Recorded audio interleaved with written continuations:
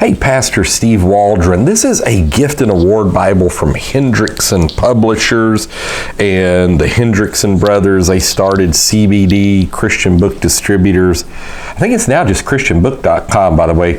When one of them was 19, one was 14. Absolutely amazing story. And so this is their gift and award Bible. You can get this from Bibles in Bulk. We did a Bible giveaway at our church recently. You may have heard me talk about that. It's normally like $3.33 a Bible. They just sent me a deal. I think they're on sale maybe for $2.99. It may be not when you see this. We do our videos a few weeks in advance. So I just want to take a look at this. So, $3, $4. I think on the christianbook.com website, it's normally like $4.19. It may fluctuate. And then at $35, a lot of times I'd sign up for christianbook.com's email thing. Everything over $35 a lot of times gets free shipping. And a lot of times you can pay with PayPal over there. And if it's over $99, you get 6 months, same as cash to pay for it, which is good. But it comes with a real nice grain. When I compared this, I did a video comparing this to the Nelson Gift and Award Bible. I'm not sure which one you'll see first, this or that comparison video, but this is actually a little better quality. Now, none of them have the gold. It does have the good wraparound, though. And a really, believe it or not, almost like a bonded leather grain about it. Now, it is not leather soft, leather flex. I was kind of hoping it was. I couldn't totally tell. It's the old cardboard imitation leather that just doesn't last very long. And then when you open it up, it doesn't have really any spine stabilization pages, but it does have an excellent little presentation page. So for graduations, gifts, a lot of people give these like Sunday schools if they go to another class, that kind of thing. And if you take care of the Bibles, they'll last. Now, the biggest problem you've got with a Bible like this is the pages falling out. Design and typesetting by Blue Heron Bookcraft in Battleground, Washington, which that's good to hear. And I'm thinking it was printed in China, but I don't see published. It really doesn't say where it was printed at. But like the table of contents page is really good. It does not have the King James epistle dedicatory or the translators to the reader in there. It's fairly readable print. It's maybe somewhere in the neighborhood of 6-point print. When I did the comparison video, I really tried to get what it was, and I couldn't. It doesn't have like what's going on that page. It doesn't have any type of headings up top. Of course, no chapter outlines, anything such as that either. So let's take a look. It's got almost no room to write on the side over here. Like it's it's maybe, wow. It doesn't even look like it's 1/8 of an inch. So really no room to write there. At the bottom is right at 1/4 of an inch. Now at the top, it actually looks like it has some room to write. It's like 0.375 inches. And then in the gutter down here, it actually looks like, looks like it's at least 0.375 inches there as well. But it's very nice, the lettering leaps off the page. There's really no ghosting at all. And that's because it's not really Bible paper. It's a thicker, I wouldn't call it a paperback paper, and it is a whiter paper. It's not that manila kind of cream color. Let's see if it's red letter. I'm thinking it is, yeah. And red letter, not too busy. Let me just do this. I'm 54 pre-diabetic. I don't wear glasses. I walk around. Life is blurred most of the time. I mean, I just can't read signs, and I can't read the to-go orders at McDonald's. Maybe that's why my eyes are messed up as I'm going through fast food restaurants. Probably so. But be that as it may, I'm just going to try to read this red lettering. All right. Sanctify them through thy truth. Thy word is truth. As thou hast sent me into the world, even so I also sent them into the world. And for their sakes I sanctify myself, that they also might be sanctified through the truth. Neither pray I for these alone, but for them also which shall believe on me through their word. So I can read it, is the point. I mean, I'm sitting here, well, I don't have it with me. I was drinking some grape juice during a break here recently. So it does have red lettering. Here's what it's got in the back. Some really nice special features. It's really well done. If you get this Bible, the biggest word of advice I could give you, besides read it and pray it and live it, that's the biggest piece of advice.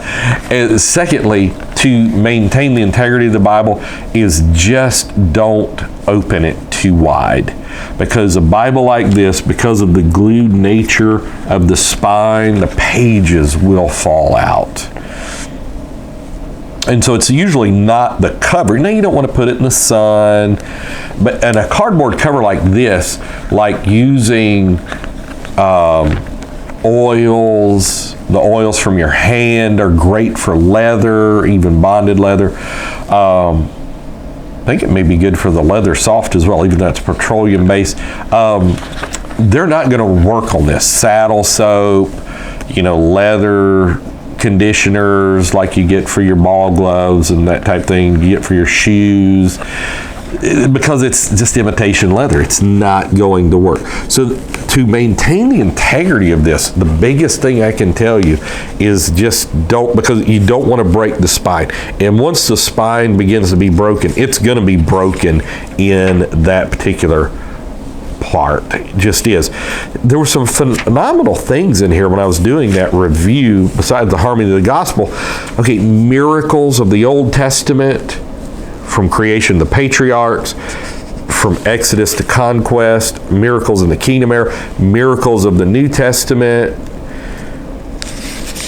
I mean, just some really good things. Miracles of the disciples of Jesus, parables of the Old Testament. A lot of people don't know. See, that's quality stuff you don't find in most Bibles, even in study Bibles. Old Testament prophecies of the Passion, you do find that.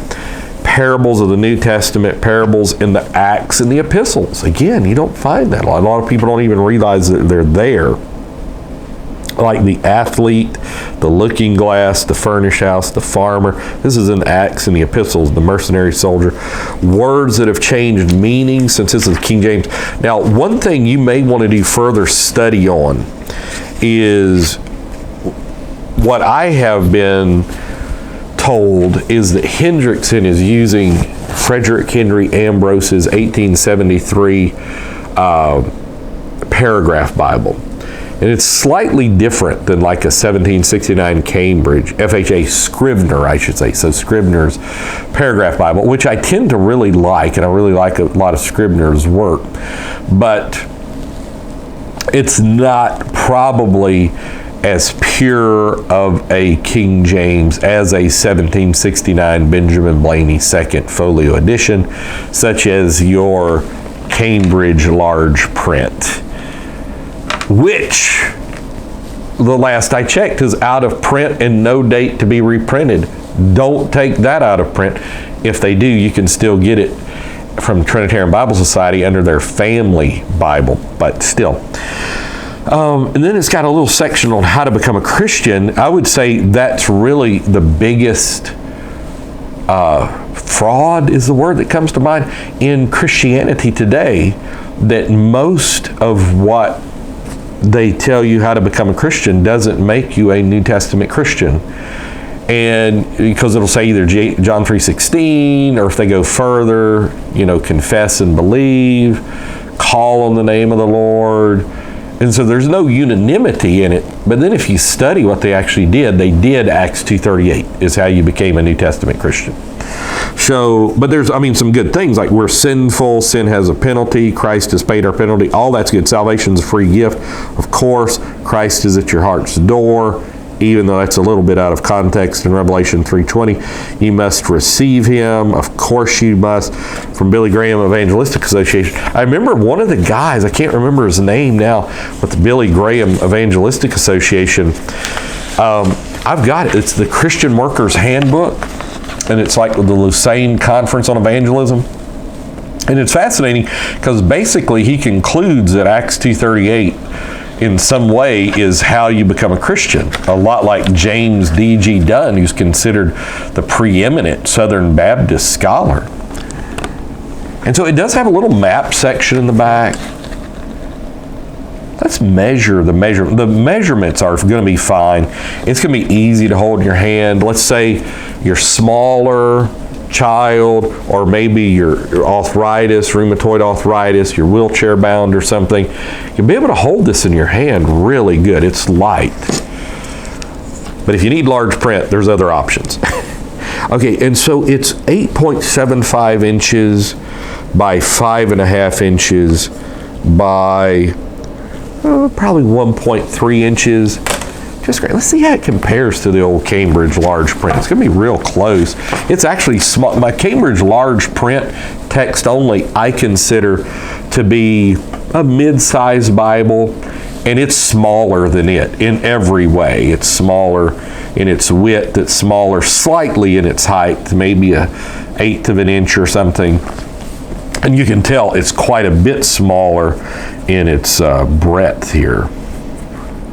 Quite a bit. So, what we need to do as Christians, you need to get the Bible out everywhere. Biblesinbulk.com, I don't work for them. They don't know I'm making this video. Get it out everywhere, because we want to flood the world with Bibles. When Jesus went to fight Satan, he's quoting the Bible to him. And let's flood the world. And if you're English speaker, of course, I would say with King James Bibles. But God bless you. You may want to consider the new Trinitarian Bible Society Spanish Bible if you're a Spanish speaker, or the Reina Valera Gomez, the Reina Valera Purita, a lot of great ones. Even the Reina Valera 1960 is better than most. So God bless. Talk with you later in Jesus' name.